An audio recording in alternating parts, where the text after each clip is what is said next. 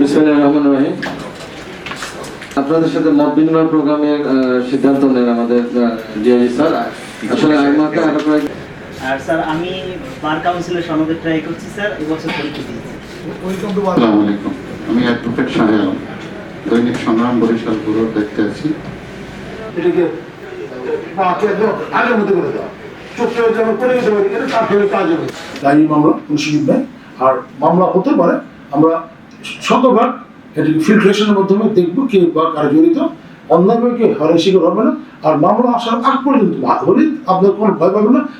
এইভাবে একটা সুযোগ আমার কথা বলে রাখি যে কাউকে হারিয়ে দিতে সুযোগই নেই, 5টা পয়সা কেউ দেবেন না। আমাদের তথ্য সেল থাকবে, আমার ফোন নম্বর হোয়াটসঅ্যাপ নাম্বার জানাবেন, আমরা সতর্ক আছি। আর থানায় জিডি এফআইআর এই ক্ষেত্রে আমি ওপেন বলে রেখেছি, গেলে আপনারা করবেন।